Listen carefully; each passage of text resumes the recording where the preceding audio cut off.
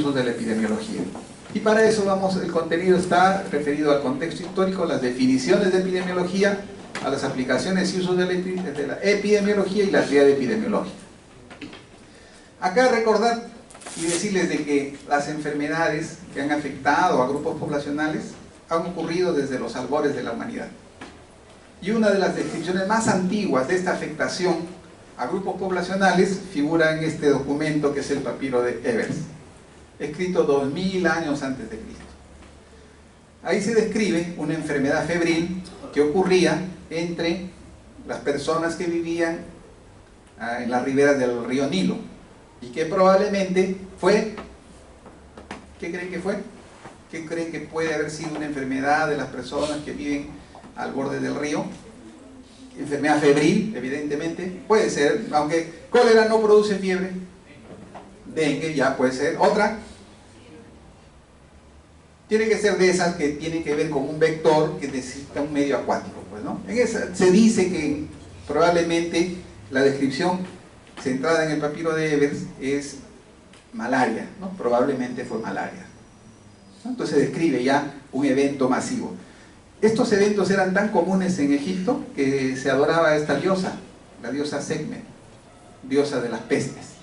También se han identificado en las momias egipcias lesiones dérmicas compatibles con lepra, o dicen, podría tratarse de viruela, lepra o viruela. Y el hallazgo en estas momias hace inferir de que este era un padecimiento que afectaba a un grupo de personas amplio, pues, ¿no? A poblaciones. ¿Por qué? Porque si estos eran las personas más acaudaladas y sufrían la enfermedad, es más probable aquellos que no tenían esas condiciones que sufrieran de dicho daño. Luego también tenemos en estos documentos relatos sobre esos eventos, ¿no? La huida, por ejemplo, de Moisés, o la salida de Moisés de Egipto, se debió a consecuencia de ¿qué? De las plagas, ¿no? Las plagas que Moisés, ¿no? Que Dios mandó al pueblo egipcio, hasta que se ablandó el corazón del faraón y dijo, ya pueden irse. Entonces también está relatado ahí. Además, en el Talmud, el Corán y en la Biblia también hay pasajes donde se habla de medidas de prevención, ¿cierto? Una de esas medidas de prevención era el aislamiento. ¿A quiénes? A los leprosos, ¿no? De los leprosos, si aparecían en la ciudad y estaban las personas, les tiraban piedras para que se alejasen. Ellos tenían que estar aislados. Y en estos otros libros también se mencionan situaciones o condiciones para prevenir la enfermedad. Por ejemplo, la higiene de manos. Por ejemplo, la alimentación saludable. Entonces, ya ven que hay antecedentes históricos que nos hablan de estos padecimientos y de las maneras de prevenirlos. Ya más adelante tenemos a este señor. ¿Quién es este señor? Si lo conocen, ¿no? Es Hipócrates, pues, ¿no? ¿Y qué es Hipócrates? Padre de la medicina. También es padre de la epidemiología antigua, le llaman, ¿no? Porque van a ver que hay un padre de la epidemiología moderna. ¿Cuál es el mérito de este señor? El mérito es de que él dijo de que las enfermedades no se producen como consecuencia de castigo divino, sino está relacionada con los aires, las aguas y los lugares. Y casualmente tiene un tratado llamado así, que está inmerso dentro de esta su obra magna, que es el Corpus Hippocrático. En esta obra, Tratado de los aires, las aguas y los lugares, él comienza a hablar de las características que tienen los aires, ¿no? El aire del norte, el aire del sur, que es frío, que es tibio, que es cálido. También de las aguas, que son aguas duras, aguas blandas, y también de los lugares, que hay calor, poco o no hay calor, y consecuentemente dice, producto de esas características es que se van a configurar cierto tipo de enfermedades. Él también plantea el concepto de la transmisión de las enfermedades a través de los miasmas, ¿no? Que son las emanaciones pestilentes. En razón a ello, como considera que las causas medioambientales influyen en la presencia de las enfermedades, se aplican acciones orientadas a intervenir sobre el medio ambiente. También es el primero que usó los términos epidemia y endemia. No como ahora lo conocemos, ¿no? Epidemia, decía, es aquella enfermedad que viene y se va. Esa es una epidemia, decía. Y endemia, decía, es aquella enfermedad que viene y se queda. Ese era el concepto que tenía Hipócrates. Luego tenemos ya a Galeno, y Galeno nos habla de que hay tres grupos de factores que están relacionados con la ocurrencia de la enfermedad. Dos que dependen del hombre. No, miren, en esta época él ya hablaba de que habían factores referidos al hombre y decía genético. Ya sabemos, ¿no? Hay factores genéticos que influyen, por ejemplo, en enfermedades. Diabetes, por ejemplo, ¿no? La carga genética. Papá y mamá diabética, 80% de hijos diabéticos, ¿no? Por ejemplo. También hablaba que el otro factor es la forma de vida, o sea, lo que ahora llamamos los estilos de vida, y uno tercero el ambiental. Estos conceptos prevalecieron por más de 1200 años. Miren la importancia que tenía Galeno al plantear estos factores relacionados con la presencia de la enfermedad. Luego tenemos, en el siglo V y VI, aparece la terrible plaga que azotó el mundo y que ya recibía el nombre griego de epidemia, y esa plaga que afectó en esa época fue esta misma de acá, que fue la peste bubónica, la plaga terrible, ¿no? Que diezmó Europa. Y en ese contexto, en el siglo XIV, Winslow define la doctrina del contagio. ¿Por qué? Porque antes de él no se creía de que las enfermedades se contagiaban. Trajeron ¿dónde está el amigo que fue a pedir un favorcito? Segunda carrerita. Tú que tienes calor, estás atlético al toque. 100 metros, claro. Dile que ha mandado pilas descargadas. Entonces le decíamos de que antes de Windows, no sé, las personas que tenían conocimientos negaban la existencia del contagio, lo cual era diferente en el vulgo, ¿no? El vulgo decía sí, las enfermedades se contagian, por eso que se aislaban, pero se negaba, hasta que Windows, en el contexto de esta epidemia de peste bubónica, define la doctrina del contagio. Fracastoro, él nos habla de que las enfermedades se pueden transmitir de tres formas. Y eso también lo conocemos ahora, ¿no? Una, aquellas que tienen características epidémicas, de manera directa. ¿Qué enfermedades se transmiten de manera directa? A ver, allá nuestra amiga que está... A ver, ¿qué enfermedades se transmiten de manera directa?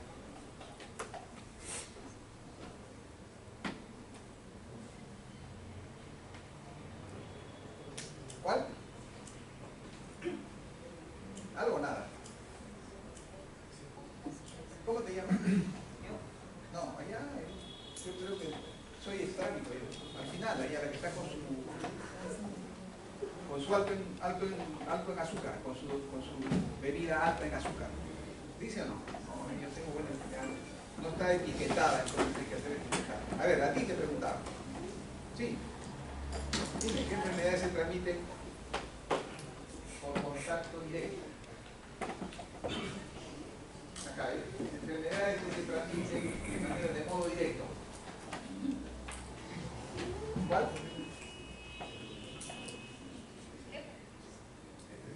Si te dan un beso, ¿se transmite de manera directa o no?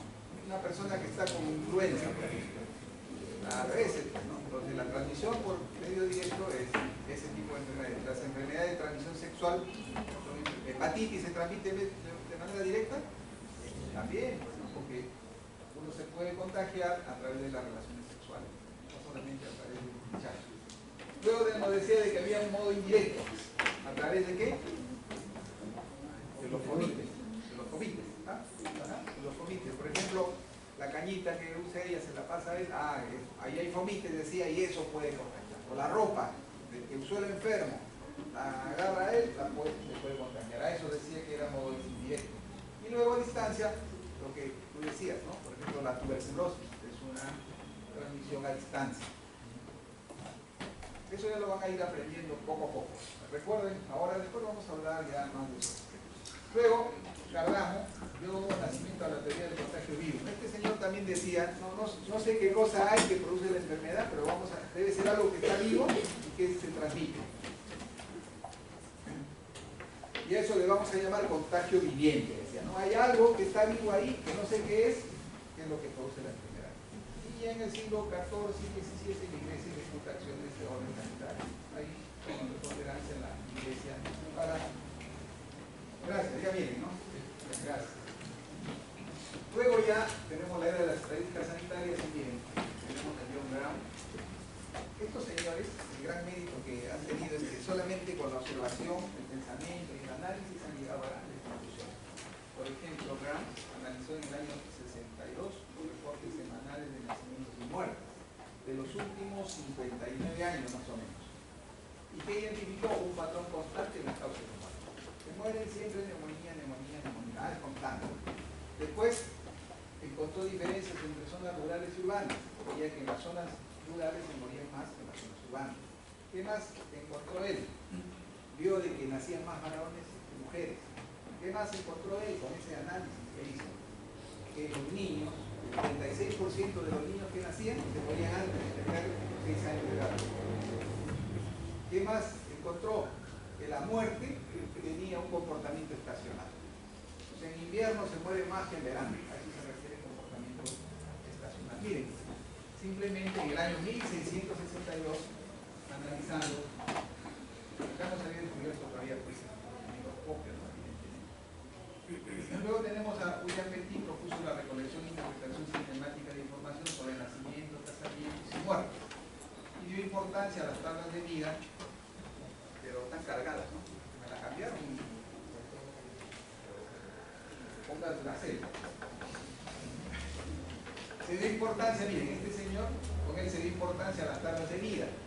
Y es la que se usa hasta ahora pues, para que nos den nuestros seguros, ¿no? Que calidad de vida, riesgos, hay altos, y tiene que pagar un monto de tanto para su seguro. Siglo XVIII. Luego tenemos a este señor que lo han leído o no han leído. Tiene que haber leído lo que tiene el seminario, el Corbuto. Miren, ese señor no conocía nada de esto, ¿no? De la estructura particular del ácido ascórbico, ni cómo actuaba, pero dijo, miren, la falta de cítricos produce escorbuto. Y describió magistralmente, ¿no? Ya los que han leído ya han visto todo lo que hizo ese señor para luego concluir de que el tratamiento del escorbuto era a través de los cítricos. También tenemos a Jenner, crea la primera vacuna contra la viruela. Alexander Lowen demostró que la TBC no es hereditaria y crea la primera sociedad epidemiológica de Londres. William Farr también aportó cosas interesantes. Miren, utilizó tasas de mortalidad y conceptos como dosis-respuesta, que vamos a ver, por ejemplo, este criterio de dosis-respuesta, lo vamos a ver cuando hablemos de criterios de causalidad. Nos habla del tema de inmunidad de grupo, lo que ahora nosotros hablamos de inmunidad de rebaño. ¿A qué se refiere la inmunidad de rebaño? Es que no vacunan a los niños contra neumonía y el resto de las personas también se inmunizan. O vacunan contra polio y el resto de personas también se inmunizan. También nos habla de años personas y peligro relativo. Y también él introduce el concepto de lo que llamamos ahora letalidad, que es el número de muertos con relación al número de enfermos. Con Pasteur se inicia pues la era bacteriológica, con él termina el concepto de la generación espontánea, ¿no? Y luego tenemos a este señor, o a estos señores, que ya en esta época, 1842, nos hablan de la transmisión de la fiebre puerperal y nos hablan de una medida importante para prevenir esta enfermedad. ¿Qué hicieron este señor? También observó, simplemente vio de que había dos grupos de mujeres que eran atendidas, unas por parteras y otros por médicos y por estudiantes de medicina. ¿Y qué observó él cuando analizó la información? De que las que eran atendidas por los médicos y por los estudiantes de medicina se morían más que las que eran atendidas por las parteras. Miren, paradójico, ¿no? Entonces él se puso a pensar y dijo, ¿qué cosa hay acá de diferente? Ya, los estudiantes y los médicos se vienen para hacer su actividad acá en la maternidad se vienen de la morgue, de haber hecho sus prácticas con cadáveres. Dijo, están trayendo las partículas cadavéricas, y así decía, pues así pensaba. Entonces, ¿qué vamos a hacer? Vamos a poner lo que hizo acá, un lavatorio, y todos los que vienen se van a lavar las manos. Y con esta medida simple, redujo la tasa de mortalidad por fiebre puerperal en esta clínica. Hay un video en YouTube, bien bonito, dura 9 minutos. No se los he traído porque 9 minutos ya nos consume mucho tiempo, pero véanlo, pongan así Semmelweis y van a ver todo lo que padeció este señor para que le crean. Él terminó finalmente murió sin ser reconocido. Todos se oponían, pues ¿no? Nadie le creía. ¿Cómo lavado? Hasta ahora, yo les digo, cuando vayan a los hospitales van a ver que muchos de nosotros los médicos no creemos en la higiene de manos y no nos lavamos las manos, y ahí se suceden los eventos que condicionan las infecciones asociadas a la atención de salud, y terminamos, los que van por una neumonía terminan con una infección del torrente sanguíneo y más tiempo de hospitalización o a veces muertos, ¿no? Entonces, el aporte de estos señores fue estudiar el tema de la transmisión de la fiebre puerperal y la prevención. Panu nos habló de la contagiosidad del sarampión. Este señor también, con la simple observación, ustedes saben que hay un equipo de fútbol de Islas Feroe, ¿saben o no? No, Islas Feroe o Feroe también, en Europa hay un equipito que ha aparecido. Esa isla existe, pues, y ahí este señor en el año 46 estudió la contagiosidad del sarampión. ¿Y que determinó? Muchas cosas. Primero, lo que no se sabía, pues ahora lo sabemos. No, eso dijo, ahora podríamos decir, de que los que habían tenido enfermedad ya no hacían de nuevo la enfermedad. O sea, dijo, hay inmunidad cuando te da la enfermedad. Y la otra cosa que determinó fue el periodo de incubación. ¿Cuánto tiempo después que estoy en contacto con un enfermo aparece la enfermedad en el otro? Cosas tan simples ahora, ¿no? Pero miren, en esa época, este señor simplemente con la observación, y esa isla Feroe es una isla pequeñita. En esa época se refieren que tenía 5.000 habitantes, y para acceder es bien complicado, viven solamente de la pesca, ¿no? Hasta hace unos cuantos años, hace unos cuantos años atrás, ahora ustedes vean en el periódico, dice, Isla Feroe perdió 12-0 con Francia. ¿Sí? Ahora ya hay pues un equipo de fútbol también ahí. Entonces, para que sepan de que existe pues ese lugar y que es real estos eventos. Luego tenemos a John Snow, que nos habla del modo de transmisión del cólera. Lo vamos a revisar de manera más amplia porque este señor es considerado el padre de la epidemiología moderna. Luego tenemos a William Bath, que nos habla de la transmisión de la fiebre tifoidea. Y acá tenemos a John Snow. Él estudió el cólera. Hizo 2 estudios. Uno referido a la bomba de agua de Broad Street en el año 1854. Les comento que Inglaterra, que es un gran evento, en septiembre, ya el próximo mes, hay un evento donde sacan la bomba de Broad Street para hacer un homenaje a John Snow. ¿Por qué? ¿Por qué se le hace tal homenaje? Porque fue el primero que aplicó medidas de prevención eficaces para controlar un brote. Por eso.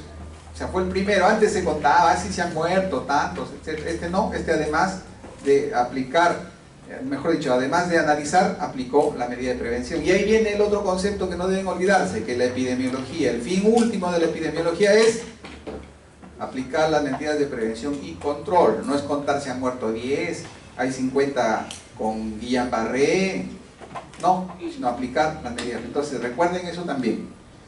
Este señor, además de ser el padre de la epidemiología moderna, es el creador del método epidemiológico.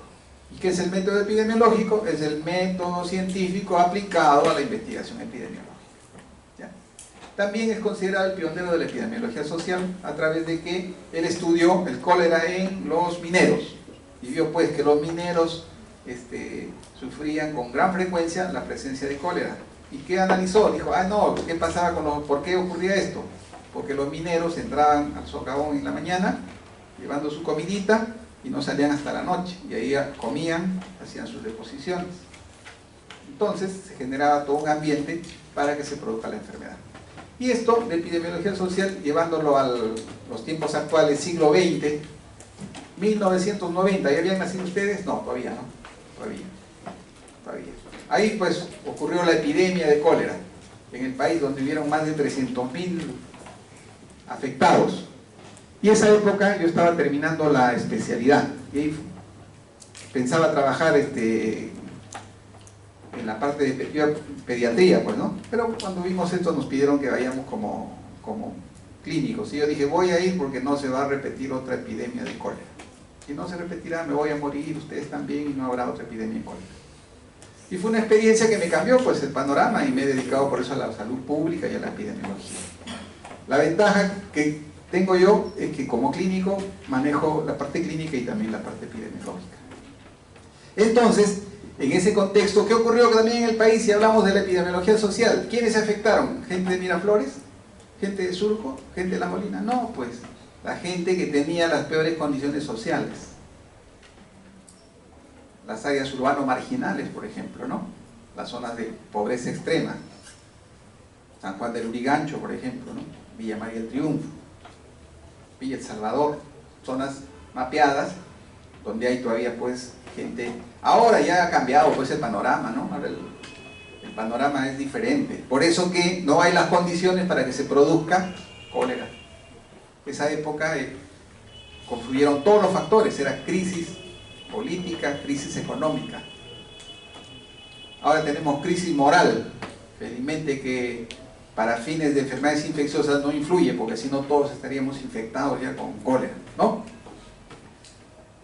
Él hizo este estudio, pues miren, tan simple, hizo la descripción, identificó y dijo, los que se mueren, estos eran muertos, los que se mueren están alrededor de la bomba de Broad Street. Preguntó, ¿de dónde toman agua? Todos tomamos de acá. Todos los que se han muerto tomaban de acá. Dijo, su hipótesis es la bomba de Broad Street. Hay que cerrarla. Se cerró y luego se evaluó los resultados y se vio que la mortalidad disminuyó notablemente. Entonces dijo, él no conocía pues que había el Vibrio cólera. Él dijo, el agua produce la enfermedad. Y para comprobar su hipótesis, adicionalmente, hizo este estudio con dos empresas. Una empresa que recogía agua para distribuir, así como los aguateros allá en el país, allá también se distribuía, pues claro, ellos tienen 100 años de adelanto, ¿no? Nosotros tenemos 100 años de atraso. Entonces, allá también había esta empresa que repartía y esta otra empresa que repartía otro grupo. ¿Y qué vio él? De que la empresa, esta de acá, había 315 muertes por cada 10.000 casas.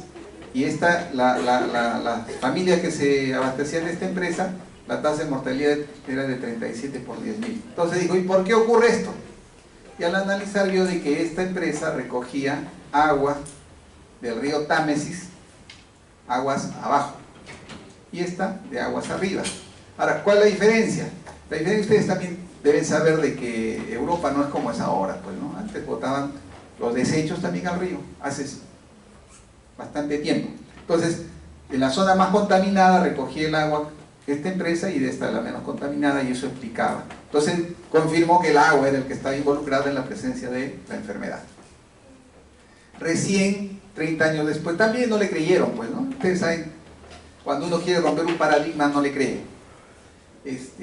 Recién, 30 años después, se descubre el microbio que produce la enfermedad. ¿Y quién la descubrió? El que descubrió el bacilo de Koch, Roberto Koch. Ya aparece el microscopio y dice, sí, es el Vibrio cólera, ¿no? El que produce la enfermedad. Luego, todo era infeccioso, pero siempre hay alguien que dice, no, ¿por qué va a ser todo infeccioso? Hay enfermedades que no tienen que ver con agentes infecciosos, y ese fue Joseph Goldberger. Él rompe el esquema de transmisión infecciosa al demostrar el carácter infeccioso de la pelagra.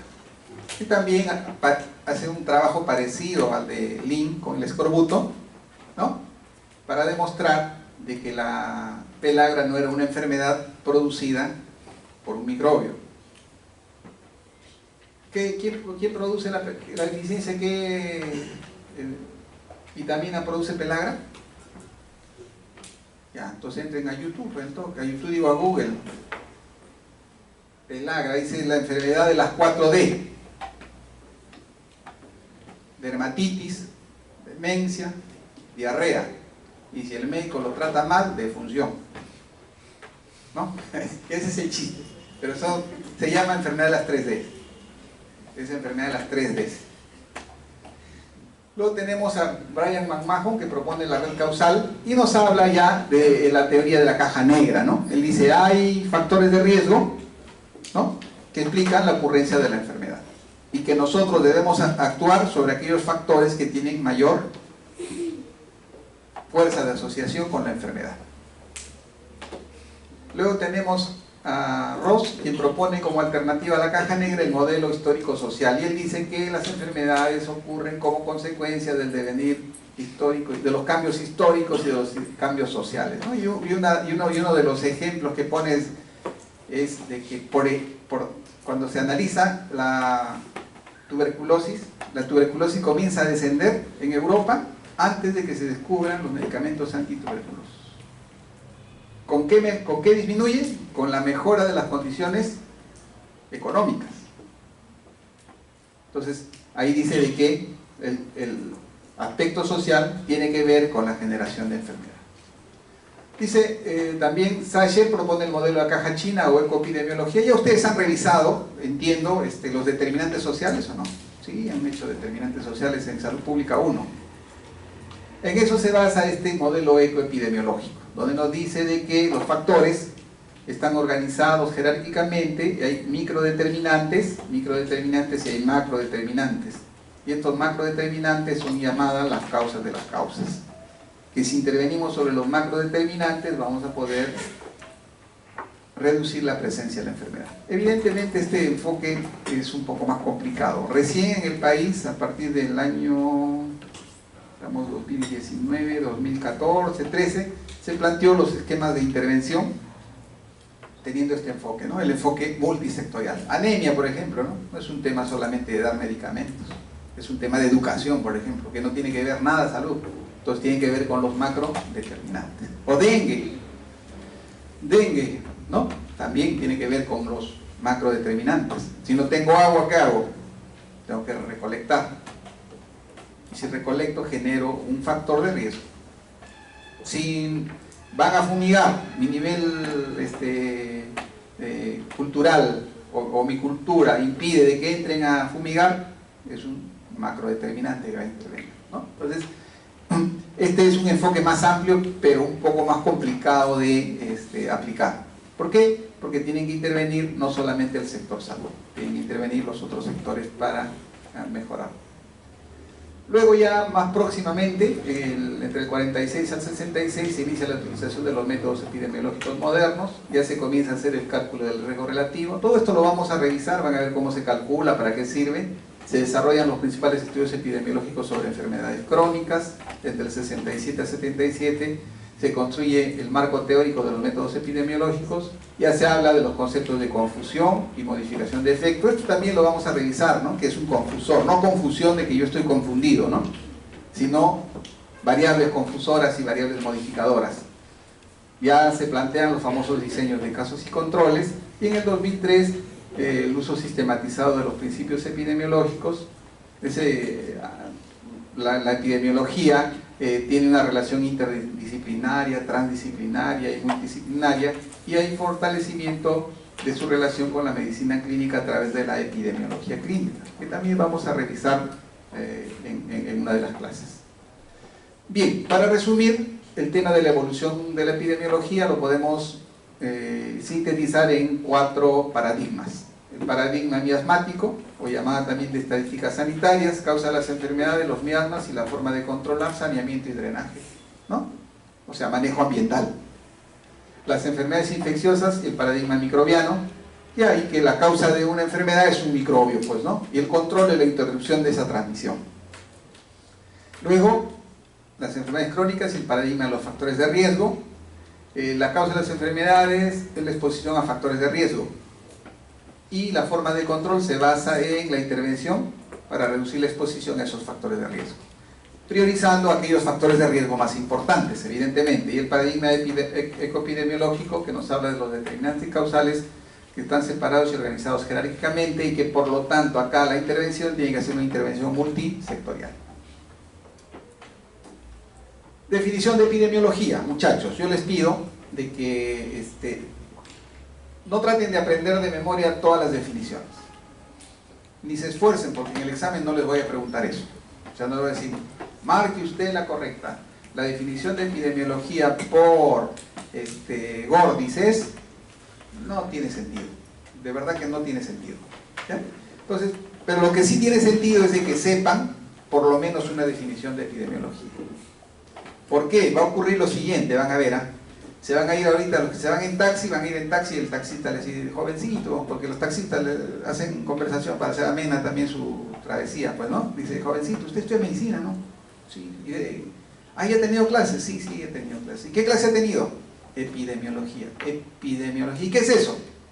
¿Qué le van a contestar? Tienen que contestar. O la otra, pues no les pregunta el taxista en la casa, hijito, pobrecito, son las 10 de la noche, toma tu comidita. ¿Y qué clasecita has tenido? Hemos hecho epidemiología. ¿Y qué es epidemiología? Entonces tienen que saber por lo menos una de las definiciones. Y yo les recomiendo que se acuerden por lo menos esta, que es tan primariosa, que es la etimológica. Epidemiología es el estudio de algo que cae sobre el pueblo, ¿no? Porque hay más definiciones ya, si ustedes quieren, rama de la ciencia. Lo que sí, no se olviden que epidemiología es una ciencia, eso sí, no se olviden. Mírenlo cómo lo definía en el 83, pintura de la distribución y tipos de enfermedad de la humanidad en distintas épocas, etc. Otra de Frost, otra de Shackle, estudio de los determinantes de la distribución de las enfermedades en el ser humano, McMahon, Sacher, asociación epidemiológica, todas estas las leen con calma. Es un método, él decía, es un método, una forma de obtener conocimiento para resolver problemas. Todas tienen como elemento común final, es de que está dirigida para la prevención y control. No se olviden, la epidemiología, el fin último es la prevención y control. No se hace epidemiología por saber cuántos se mueren, cuántos se enferman. Y eso lo dice, por ejemplo, esta definición que plantea, nos hace reflexionar para decirnos de que la epidemiología no solo estudia cuántos se mueren, cuántos se enferman y cuántos discapacitados hay. Si ustedes hacen esto, por eso cuando se les dice hagan la descripción epidemiológica, no digan profesor, la estadística, no, la descripción epidemiológica tiene que hacer, ¿ya?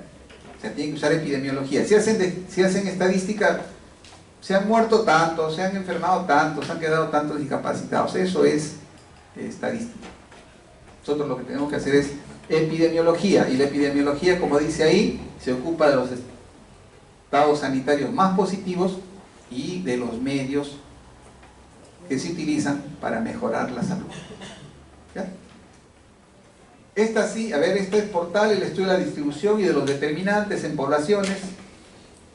Acá lo que decíamos, prevenirlos o controlarlos. Esta definición, acuérdense, ciencia, y es fácil, ciencia, ¿qué estudia?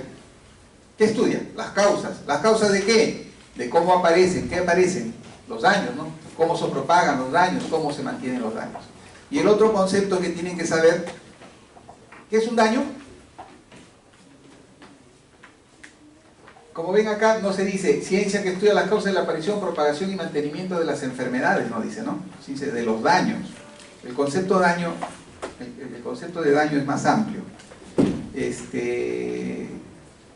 Involucra, por ejemplo, ¿qué cosa involucra? Por ejemplo, los daños. ¿Qué involucra? O les hago la pregunta de otra manera. A ver, el amigo del fondo. ¿Sí? ¿Algo? ¿Alguna duda? Ya, entonces, no te distraigas, ni distraigas a tu compañera y a tu compañero. Porque no solo te distraes tú, seguro que la distraes también a él. Y también a tu amigo que está acostado. Ya son 3 distraídos. ¿Qué es un daño?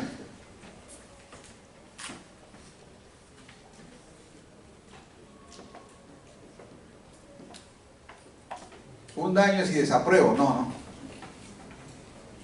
Entonces miren, este concepto abarca más que enfermedades transmisibles y no transmisibles, pues, ¿no?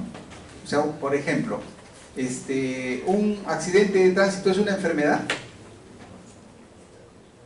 Es un daño, ¿no? Entonces, por eso que aplica el concepto de daño.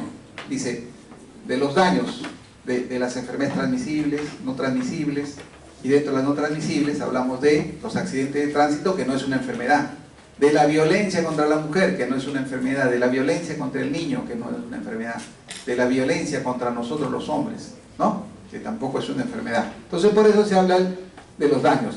Entonces no se olviden, cuando papá les diga, o el taxista, dígale, es una ciencia que se ocupa de estudiar las causas, de cómo aparecen, cómo se mantienen, o cómo se distribuyen los daños a la salud, con la finalidad de prevenirlos o controlarlos. ¿Ya? Entonces no se olviden esta definición de epidemiología. ¿Y cuál es el objeto de estudio de la epidemiología? Las poblaciones también, ¿ya? Entonces tiene una dimensión colectiva. La epidemiología que estamos tratando, que tiene como objeto de estudio las poblaciones. El método epidemiológico ya le dijimos. ¿Quién fue el creador del método epidemiológico? ¿Quién fue? John Snow. No ese Snow que ustedes buscan, ¿no? Hay un Snow de... Ajá, ya ustedes sabían. Ese no. Este John Snow, el padre de la epidemiología moderna. Entonces, el método epidemiológico, como dice acá, es el razonamiento lógico que implica un amplio conocimiento de la antropología, la historia, la economía, la sociología y el ambiente total en el que se producen los procesos de salud, de enfermedad, invalidez y muerte, todos ellos objeto de estudio de la epidemiología. Dicho de otra manera, el método epidemiológico es el método científico, ya les dije, aplicado a la epidemiología. Y en esto consta, ahí está, este es el método epidemiológico. ¿Qué hizo John Snow? Formuló y definió el problema, ¿cierto? Formuló y definió el problema. ¿Cuál era el problema? Que se moría la gente. Luego hizo la descripción de los elementos. Y ahí hemos visto un croquis. Describió en términos de tiempo, espacio y persona. Luego formuló la hipótesis. Dijo, una vez que hizo la descripción de los elementos, dijo, seguramente estos se mueren porque toman agua del caño, de la bomba de Broad Street. Luego dijo, vamos a comprobar la hipótesis. Hay que cerrar la bomba. Cerró la bomba y luego evaluó los resultados. Y vio de que al cerrar la bomba de Broad Street disminuyeron los muertos. Entonces comprobó su hipótesis. Ese es el famoso método epidemiológico. Y eso es lo que usó John Snow, así de simple. ¿Y qué es lo que tenemos que hacer nosotros? Cuando hay un brote, igual, en el hospital, igual, tenemos que plantear el problema, luego describir los elementos del problema, plantear hipótesis, comprobar y evaluar los resultados. Aplicaciones y usos de la epidemiología. Hay aplicación etiológica, clínica y administrativa. En la etiológica nos permite evaluar la aparición y distribución y desarrollo de las enfermedades, nos permite describir el estado de salud de las poblaciones. También, junto con otras ciencias médicas, contribuye ¿a qué? A comprender la historia natural de la enfermedad y de sus factores. Estima los riesgos individuales, esa es la aplicación etiológica.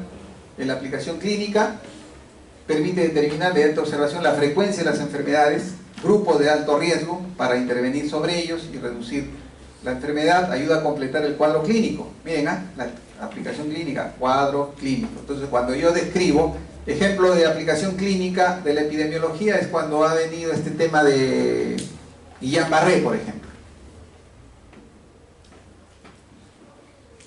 Se ha hecho la descripción, se ha completado el cuadro y se ha visto de que el cuadro de Guillain-Barré es diferente a los cuadros que se han descrito. Han dado formas muy peculiares de enfermedad de Guillain-Barré. También nos sirve para el diagnóstico y el manejo adecuado de nuestros pacientes dentro de la aplicación clínica. La aplicación administrativa, esto han visto también ustedes, ¿cierto? ¿O no? ASIS, ¿no? Entonces, miren, la epidemiología sirve desde la perspectiva administrativa para el diagnóstico de una comunidad a través del análisis de la situación de salud. ¿Esto quién lo hace? La epidemiología. También nos permite la aplicación de los principios y métodos epidemiológicos. A través de la aplicación de ellos, los administradores pueden precisar las enfermedades que tienen mayor importancia en determinada población y por lo tanto priorizarlas. Pues, ¿no? Dice, en mi comunidad la enfermedad más frecuente es tuberculosis, pues tengo que... Claro, más tarde.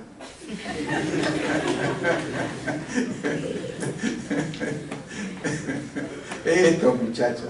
Está bien, relajarnos y despertarnos un poco. Está bien.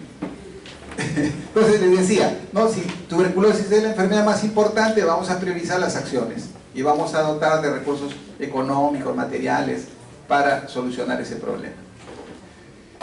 Igualmente, utiliza los datos causales para identificar individuos en situación de riesgo y determinar los servicios que se deben de desarrollar. Provee mucho los elementos necesarios para la planificación y la administración y para evaluar el impacto de las acciones. Miren, los usos de la epidemiología, todos estos usos. En las clases que vienen vamos a ir desarrollando cada uno de ellos, ¿ya? Causalidad, por ejemplo, hay una clase exclusiva de causalidad, historia natural, que ya la conocen, pero desde la perspectiva epidemiológica la vamos a ver y cómo intervenimos en cada momento y qué mediciones epidemiológicas usamos en el contexto de la historia natural. Luego el otro uso es descripción del estado de salud de las poblaciones, valoración de las intervenciones, permite evaluar los servicios de salud y nos capacita para la lectura crítica. Acá para la causalidad, como para adelantarles de que hay varios enfoques dentro de la causalidad, ¿no? Y uno de ellos es el determinista modificado y este es el multicausal. Vamos a analizar eso cuando desarrollemos la clase de causalidad. Luego, historia natural de la enfermedad. Esto también lo han revisado, ¿cierto? ¿Sí o no? ¿Han revisado o no, chicos?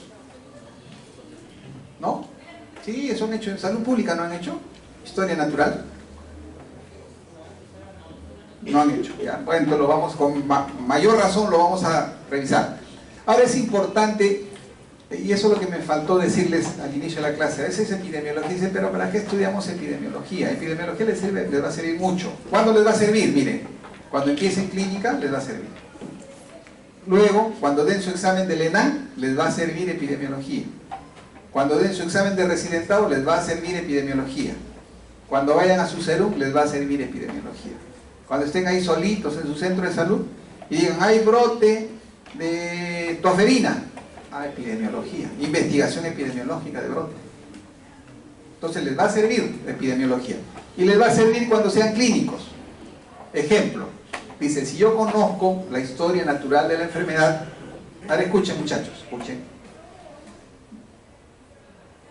Cuando estudiamos la historia natural, nos va a servir para el diagnóstico diferencial. ¿Para qué? Para que el médico no confunda, por ejemplo, un sarampión con una reacción alérgica. Si yo conozco la historia natural de la enfermedad, voy a poder hacer un diagnóstico diferencial adecuado. ¿Para qué más me va a servir? Me va a servir para tomar medidas de prevención, evidentemente.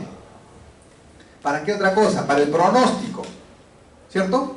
Dice, a ver, una enfermedad, un paciente que tiene cáncer de pulmón en estadio avanzado, ¿cuál es la resolución del paciente? Si se dice, un paciente que tiene cáncer avanzado, el 80% se va a morir, el 19% va a tener recuperación parcial, y el 1%, o el 0.1% se va a recuperar totalmente. ¿Para qué me va a servir eso?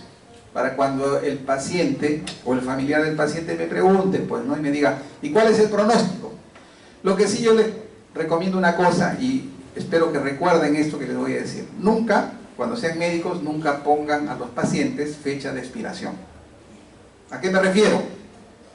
No, el doctor me ha dicho que la historia natural sirve para que yo le informe, pues. Mire, el 80% se muere, entonces usted, la probabilidad que en 6 meses se muera, tiene del 80%. Entonces nunca digan, usted en 6 meses se va a morir. Eso es lo peor que pueden hacer. Y ocurre, ¿ah? Ocurre, seguramente, de repente alguno de ustedes tiene experiencia, ha tenido experiencia o tiene experiencia. Así es, hay médicos que dicen, en 6 meses se va a morir. Y cuando conversa con otro médico dice, sí, el doctor dijo que iba a vivir, ya tiene 2 años y no se muere, ¿no? Entonces, no pongan esa etiqueta, ¿ya? Eso es lo peor que puede hacer un médico. El único, los que creemos en un ser superior, no pues todos creemos en un ser superior, puede ser cualquier ser superior, ese es el que pone el día y la hora que vamos a fallecer, ¿ya? Entonces, pero no sirve, pues también no hace señora, no se tiene 80% de posibilidad que se muera, señora, no se preocupe, tampoco, ¿eh? O sea, tiene que ser el término medio, pues, no, claro, ¿cierto? ¿No? Dice el profesor, dijo, no hay que ser pesimista. 80% de posibilidad de que se muera el paciente. Señora, no se preocupe, ya llegará la muerte. No, también, ¿eh? Entonces hay que saber también explicar. La otra cosa, les digo también para que queden bien con los familiares. Dice, viene la mamá con su hijito que tiene varicela. Y dice, doctorcito, mi hijito le ha dado varicela. Y tengo dos sobrinitos más que viven con él. ¿Le dará varicela? Ah, señora, ¿le ha vacunado? No, no está vacunado. Entonces el médico, si conoce historia natural, le dice, señora, si después de los 14 días no le aparece la enfermedad, no le va a dar la enfermedad. Y justo el día 14 le brota el chiquito.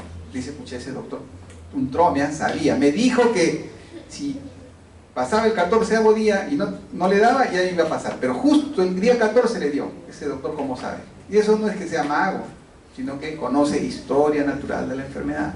Por eso le digo, para eso sirve. Ustedes a veces epidemiología lo ven y dicen, epidemiología, ese curso, más aburrido, ¿no? Entonces tratamos siempre nosotros de darle otra connotación también y la utilidad que tiene este curso, ¿ya? Luego tenemos descripción del estado de salud para sus presentaciones, que van a hacer cuando se les pide la parte de descripción epidemiológica. Entren a DGE, ponen en Google y van a entrar a la Dirección General de Epidemiología, llamada ahora CDC. Así se llama ahora, lo que es el CDC, en inglés el país es CDC, pues, ¿ya? CDC Perú se llama. Pero entran con DGE y ahí van a encontrar esta información que les estoy mostrando. Entonces acá, por ejemplo, descripción en términos de tiempo. Estas son semanas epidemiológicas. Estamos describiendo la neumonía en términos de tiempo, cómo se comporta, y ven, tiene un comportamiento estacional. Esto es descripción en términos de espacio. ¿Espacio qué? Departamentos, ¿no? Cómo se comporta la incidencia acumulada de neumonía según departamentos. Luego nos sirve para la evaluación de las intervenciones.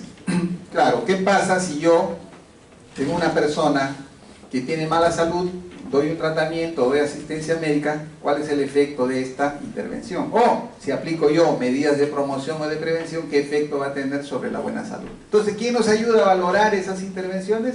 La epidemiología. Yo quiero ver cuál es la eficacia de la vacuna contra neumonía. Tengo que usar la epidemiología para valorar la intervención.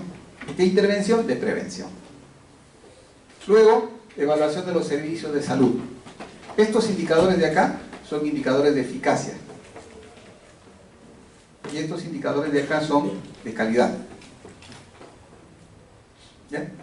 ¿Y por qué son de calidad? Obvio, ¿no? Porque uno cuando entra a un hospital no entra para morirse, ¿cierto? Entonces, si un hospital de 10 que entran, 9 se mueren, ¿tendrá buena calidad? No, por eso es indicador de calidad. Este indicador, tasa de incidencia de infecciones asociadas a la atención de salud, también es un indicador de calidad. ¿Por qué? Pues si entro con neumonía, y yo les decía, y salgo con una infección del tracto urinario, y como consecuencia de ello me da una sepsis y me muero, evidentemente el establecimiento no va a ser de calidad. Estos no son indicadores de calidad, es porcentaje de ocupación, intervalo de sustitución, grado de... Hay estándares para esto, ¿no? Para ver cómo estamos funcionando.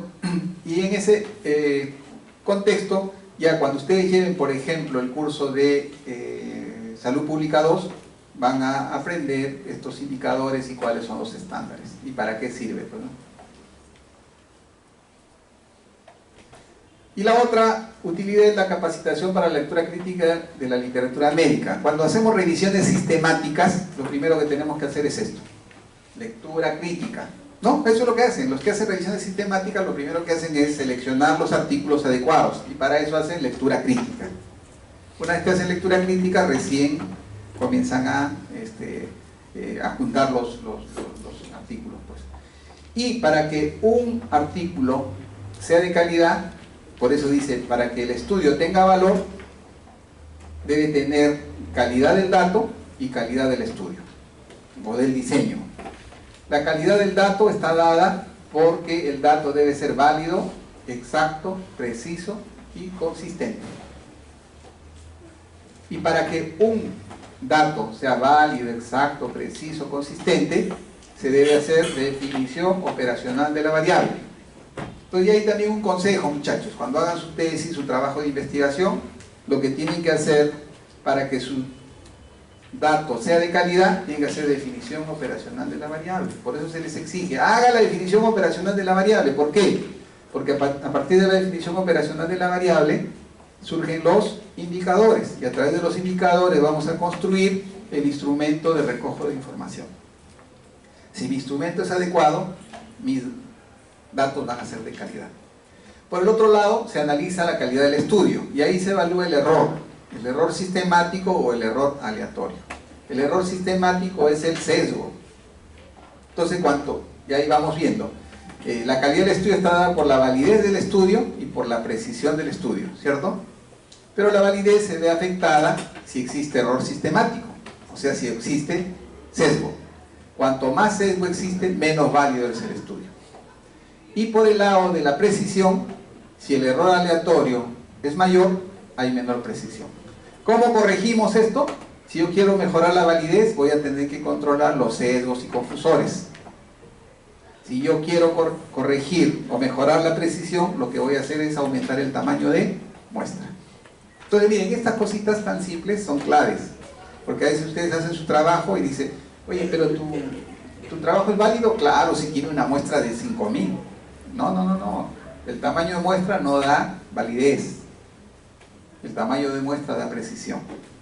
Ya seguramente cuando hagan estadística les van a hablar del error alfa, el error beta, la potencia del estudio, que tiene que ver con la mejora de la precisión, o sea, con la mejora del error aleatorio.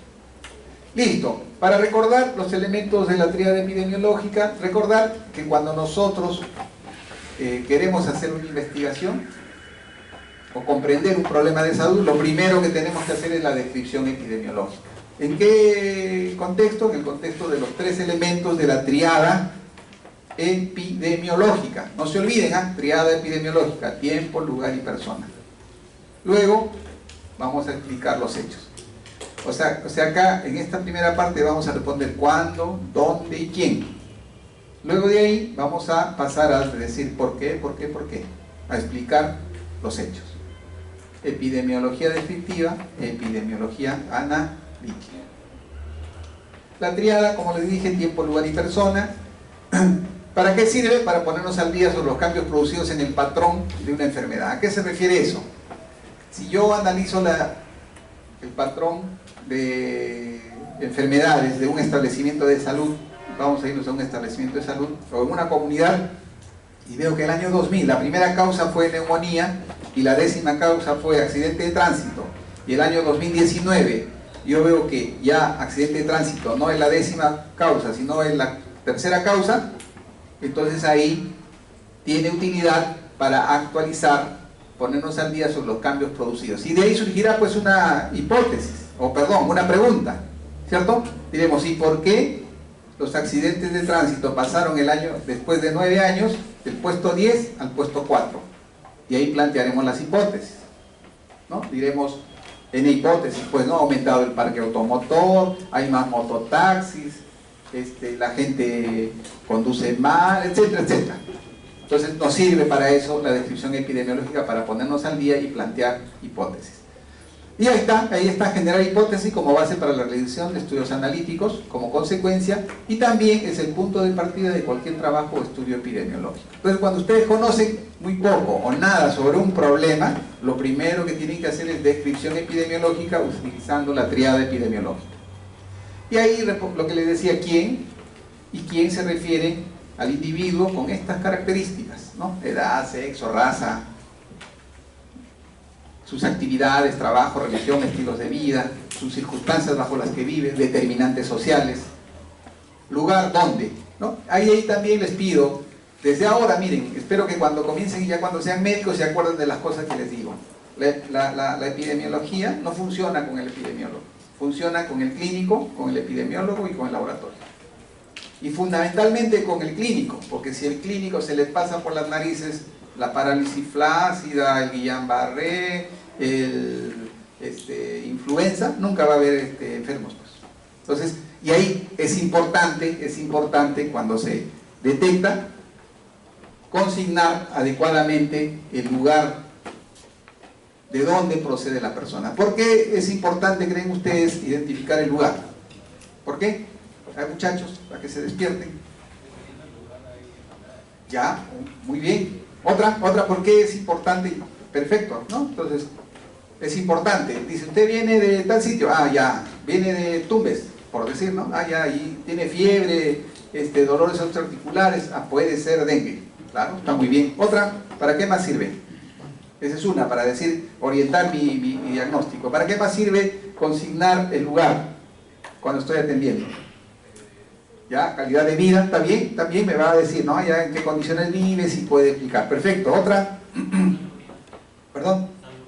Salubridad, también. Otra, para prevención. ¿Cómo haríamos para la prevención?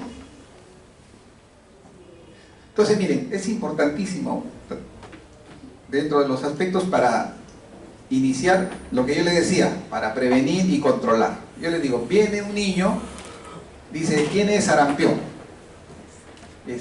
Si yo no conozco la dirección, no voy a poder iniciar las acciones, que son amplias, ¿eh? Si un niño es identificado en la avenida Corregidor 1540, tengo que ir a la casa, investigar cómo se contagió, a los contactos, y además luego tengo que hacer mis acciones de vacunación a los vecinos. Entonces se dice, vive en la calle Corregidor, y no le ponen más ni dónde, muertos, porque Corregidor no solamente hay acá, hay en otros sitios. Entonces, miren, clave para tomar las medidas de prevención: la calle, la dirección, el barrio, el distrito. Se pide hasta la referencia, dice el poste tercero de la avenida, ¿no? O el cerro cuarto, volteando a la derecha, y así se tiene que escribir, porque es complicado cuando no está ese dato. ¿Y qué cosa condiciona si no ponemos ese dato? Retraso en la intervención, y cuanto más nos retrasamos hay más riesgo de que más gente se contagie, y consecuentemente, si era una cosa focalizada, se convierta en una cosa generalizada. De un brote pase una epidemia. Entonces, clave el lugar, por todas las que han mencionado, más las que le estamos diciendo. Y el tiempo también, cuando se refiere al periodo durante el cual los casos estudiados se enfermaron por la exposición. Entonces, cuando hacemos epidemiologías descriptivas, ¿quién, cuándo y dónde? ¿No? Esas tres preguntas respondemos y estamos haciendo epidemiología descriptiva. A través de esas tres preguntas vamos a generar hipótesis.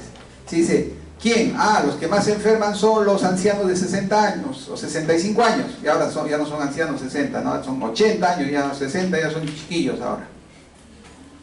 Entonces, ¿por qué se enferman los de 60 años o más? Planteamos la hipótesis. O dice, vienen de la calle Ingenieros. Ah, ¿por qué ocurre el evento? ¿Qué cosa hay en la calle Ingenieros que produzca la enfermedad? Entonces, es importante la descripción epidemiológica para generar hipótesis, en términos de cuándo, dónde y quién. Generadas las hipótesis, vamos a ir a la epidemiología analítica para responder a la pregunta ¿por qué? ¿No? Todas las veces que preguntamos por qué, estamos tratando de identificar la causa. Estos son conceptos que no se olviden. ¿Qué dijimos que mencionó Hipócrates respecto a endemia? ¿Qué dijo que es endemia? Es algo que viene y se queda, ¿no? Ahí está todo lo que está escrito, se reduce en lo siguiente que les voy a decir. Endemia es la ocurrencia usual de casos. ¿Ya? Ocurrencia usual de casos, eso es endemia. Por lo tanto, la epidemia es la ocurrencia inusual de casos. Todo lo que está escrito ahí reducido, ocurrencia inusual de casos. Pandemia es una epidemia extendida que abarca por muchos países. También recuerden, así como hay estos conceptos en los seres humanos, hay también en los animales, ¿no? Entonces, ensotia es la ocurrencia usual de casos en animales. La ensotia de rabia, por ejemplo, en murciélago. Ah, ya, sí, pues. Igual que hay epidemia, hay epizotia, o sea, epidemia en animales. Esto que hemos visto, por ejemplo, la gripe en los pollos, eso es una epizotia, esa es una epizotia. Ya también recuerden, endemia, ensotia, epidemia, epizotia. Esta es la pandemia que les hablaba, la famosa pandemia de cólera. Miren, caprichoso, pues, ¿no? La pandemia estaba en esta zona. Debió venir así, ¿no? Ah, pero fue caprichoso, pues no sé si vino por acá sí, o vino por acá sí, pero se vino al Perú. Y agarró, ¿por qué? Porque habían las condiciones, pues, ¿no? Y las condiciones políticas, sociales, económicas. Y a partir de acá sí ya distribuimos a todos nosotros. Lo importante fue de que en esta epidemia, como yo les decía, fue la epidemia más grande reportada, más de 300.000 afectados, con la letalidad más baja, 1% de letalidad. Y esta sí han vivido ustedes, ¿no? H1N1, ¿no? H1N1. Les comento que este año, por ejemplo, estamos en pleno invierno, no tenemos H1N1. En el hospital nosotros vigilamos los microbios, entonces no tenemos H1N1. Lo que hay es bastante sincicial respiratorio, y en el verano sí tuvimos H3N2, influenza H3N2, pleno verano, verano ahorita que pasó. Pero estamos en el invierno, entonces ¿qué hipotetizamos nosotros? Ya se acabaron los susceptibles, pues no, una porque ya todos nos enfermamos, o la otra es porque estamos vacunados, ¿no? Porque no hay H1N1, no hay. El año pasado sí, en esta época estábamos con H1N1, con buen número de casitos, pero ahora no hay. Otro concepto es tendencias seculares, es el comportamiento de las enfermedades a lo largo de décadas, ¿no? También eso es importante recordar. ¿Y para qué sirve? Para tener las experiencias, pues, ¿no? Acá les presentamos el comportamiento secular de la peste bubónica. Entonces, ¿qué vemos? Que cuando el niño es severo, se producen brotes de peste bubónica. ¿Y cuál sería la explicación? Entonces ahí comenzamos a hipotetizar. Pues, a ver, muchachos, ¿por qué creen que el niño severo se correlaciona con la presencia de brotes de peste bubónica? ¿Por qué creen? Ustedes saben cómo se transmite la peste bubónica, ¿sí? Tienen que saber, alumnos del tercer año. ¿Cómo? Pulga. ¿De quién? De las ratas, exacto. Entonces, ¿cómo nos explicamos este tema? ¿Qué pasa cuando hay fenómenos del niño? Hay sequía, pues, ¿no? Y cuando hay sequía, no hay sembríos. Si no hay sembríos, las ratas del campo se van a la casa. Y en la casa nos pasan sus pulguitas y se hacen estos brotes. Entonces ahí está la explicación. Para eso sirve hacer esta evaluación de la tendencia secular de las enfermedades. No solo se puede hacer con esto, se puede hacer con todas las enfermedades, ¿no? Vemos qué eventos han ocurrido para que aumente o disminuya una determinada enfermedad. Luego tenemos esto que se llama variación estacional. ¿Cuáles son las enfermedades que tienen variación estacional? ¿Saben qué es una variación estacional? Sí, pues no, es aquella que cambia con la estación, ¿cierto? Ejemplo, ¿qué estación estamos ahorita? Invierno. ¿Qué enfermedades son más frecuentes? Claro, enfermedades respiratorias, perfecto, ¿no? ¿Y por qué creen que las enfermedades respiratorias son más frecuentes en invierno? Por la baja temperatura, ¿ya? ¿Qué otra causa más? La humedad, ¿ya? ¿Qué más?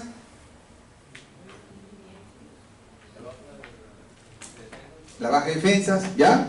¿Qué más? No es el frío, míralo al hombre, y no le da gripe, no le da resfrío, ¿sí o no? No, pero es que lo que yo quiero es de que con el ejemplo que les pongo, primero que nos relajamos un poco, y en segundo lugar quiero que tengan claros los conceptos. Las enfermedades de este tipo, por ejemplo, la neumonía o la infección respiratoria o la gripe, aumentan en la época de invierno, no por el frío per se, sino es por las condiciones que se generan como consecuencia del frío. Ejemplo, acá ahora sí hemos abierto, ya, está muy bien. ¿Qué pasa cuando hay el invierno? Todos nos acurrucamos en un mismo cuartito, está todo cerrado. Claro, entonces, además de eso, como todo está cerrado, viene algún enfermo y es más fácil que nos transmitan sus enfermedades. El otro factor, también se dice de que el frío sí afecta el movimiento ciliar natural, ¿no? de nuestro organismo. Pero no es el frío per se ni la humedad per se la que produce la enfermedad, ¿ya? Porque si fuese así, ya él, por ejemplo, estaría enfermazo, ¿ya? ¿Sí o no? Y el hombre se pasa. Entonces, esta es una enfermedad que tiene comportamiento estacional, que se llama neumonía, infección respiratoria, influenza, gripe, resfrío común, que se presenta fundamentalmente en las épocas de invierno. Y en verano ya viene la otra enfermedad, ¿no? Que no es el calor, porque si vamos bajo esa lógica y decir, ¿por qué? ¿Qué enfermedad da en el calor? Diarrea, ¿no? Diarrea, pues. Pero no es porque hace calor, me da diarrea, ¿cierto? Sino porque... ¿Por qué? Ya se ríe. ¿Ah? Claro, se reproduce con el calor, pues, ¿no? La mayonesita que nos dan con la... Hay salmonela, hay estafilococo, ¿no? Se reproduce, pues, y ustedes saben que la mayonesa es un buen caldo de cultivo porque es proteína pura, pues ahí se reproduce rapidito. Entonces, esas son enfermedades estacionales. Estacionales porque aparecen con las estaciones del año. En cambio, esta enfermedad llamada tosferina es una enfermedad llamada cíclica o de comportamiento cíclico. Al igual que la tosferina, la otra enfermedad que tiene comportamiento cíclico es el sarampión. ¿Ya? Entonces, recuerden, ¿todos están vacunados contra tosferina? ¿No? ¿Les ha dado la enfermedad tosferina? No. Sí, seguro son vacunados ustedes. Todos, ya en la época de ustedes, todos nos vacunaban contra la tosferina. Miren, ya para que se rían, hasta yo he sido vacunado con la tosferina. O sea, tanto tiempo, ustedes con mayor razón. Lo que sí les quiero decir, tengan cuidado, la tosferina o la vacuna contra la tosferina no da inmunidad de por vida. La enfermedad contra la tosferina no da inmunidad de por vida. Si yo he tenido tosferina, me puede dar otra vez tosferina. Si me he vacunado contra la tosferina, me puede dar tosferina. ¿Ya? Por eso que en el país hay una estrategia para proteger a los chiquititos, que es a los que les da más la enfermedad, y es la vacunación de la gestante, ¿no? Entonces, ¿por qué se produce esta variación cíclica, muchachos? A ver, ya no se aburran, ya terminamos. ¿Por qué se produce esta variación cíclica? ¿Creen ustedes? A ver, hipoteticen pues ya. ¿Ya? ¿Por qué no se vacuna? ¿Por? Entonces la variación cíclica, a diferencia de la variación estacional, porque hay que diferenciar, ¿no? La estacional de la cíclica. La cíclica se produce como producto de un fenómeno inmunológico. Cuando nosotros nos vacunamos, por ejemplo, el 100% no queda inmunizado, ¿cierto? Entonces se van quedando grupos de personas sin inmunizarse. Entonces llega una persona con la enfermedad y se produce el brote. Por eso se llama cíclica. ¿Por qué? Porque aparece esta enfermedad, por ejemplo, cada 2 o 3 años tenemos incremento. Sarampión también era cada 3 o 4 años, decía, ya pasaron 4 años, ya viene sarampión. Ahora no, te decía, pero ahora profesor se cortó los ciclos. Claro, pues, ¿por qué? Porque nuestros sistemas de vigilancia son adecuados. Nuestros sistemas de vacunación han mejorado. Detectamos un paciente con sarampión y nos volvemos locos, pues los que hacemos epidemiología, porque tenemos que aislar, tenemos que hacer bloqueo, barrido, y etcétera, y etcétera. Y con eso evitamos de que se produzca la propagación. Muy bien, pues muchachos, les agradezco su paciencia. Saquen una hojita, no se vayan. Lo que sí les quiero decir, ustedes son súper inteligentes y entiéndanme. Tiene que ser una hojita así. Pero yo siempre les digo, y hay alguien que me trae una hojita ya, de este tamaño, ya, por favor. ¿Sí es vos?